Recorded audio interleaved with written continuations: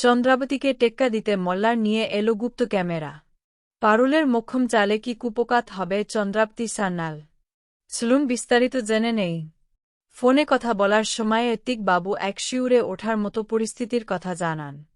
তিনি বলেন যে চন্দ্রাবতী সান্যাল এক ভয়ঙ্কর জেদ ধরে বসে আছেন। যদি আগামীকাল ঋত্বিক তাকে বিয়ে না করেন তবে চন্দ্রাবতী নিজের মাথায় বন্দুক ঠেকিয়ে আত্মহত্যা করবেন। এই আত্মঘাতী হুমকির কথা শুনে উপস্থিত সবাই চরম আতঙ্কিত হয়ে পড়েন এবং গোটা পরিবেশে এক গভীর উদ্বেগের ছায়া নেমে আসে। বিপদের গুরুত্ব বুঝতে পেরেও ঋত্বিক নিজেকে অত্যন্ত অসহায় বোধ করেন।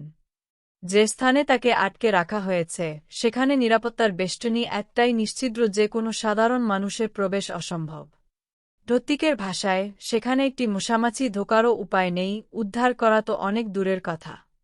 এই কড়া পাহারার কথা শুনে সবার মনে যখন আশঙ্কার কালো মেঘ জমছে তখন ঋত্বিক নিজেও পালানোর কোনো পথ খুঁজে পাচ্ছিলেন না।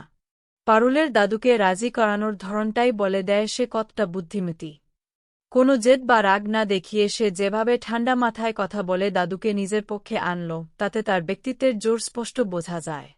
আবার রায়ানের সাথে পারুলের দৃশ্যগুলোতে যখন গল্পটা মোড় নেয় তখন মনটা এক নিমেষে হালকা হয়ে যায়। তাদের মধ্যে কোনো বাড়তি নাটকীয়তা নেই, আছে খুব সাধারণ আর মিষ্টি কিছু মুহূর্ত যা দেখতে বেশ আরামদায়ক লাগে।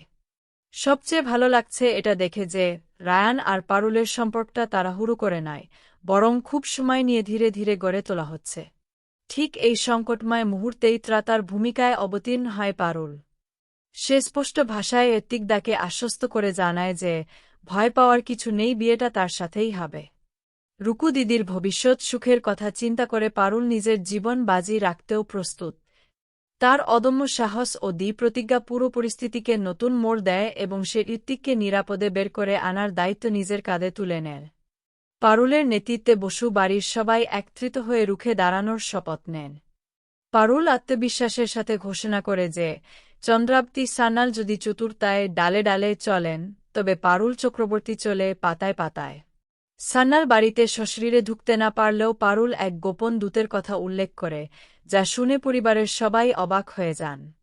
পিসিমণির কৌতূহলী প্রশ্নের মাঝেই সেখানে মল্লারের আবির্ভাব ঘটে। মল্লার বাইক নিয়ে হাজির হয়ে পারুলের হাতে একটি বিশেষ স্পাই ক্যামেরা তুলে দেয়, যা দেখতে হুবহু একটি বড় মাছির মতো।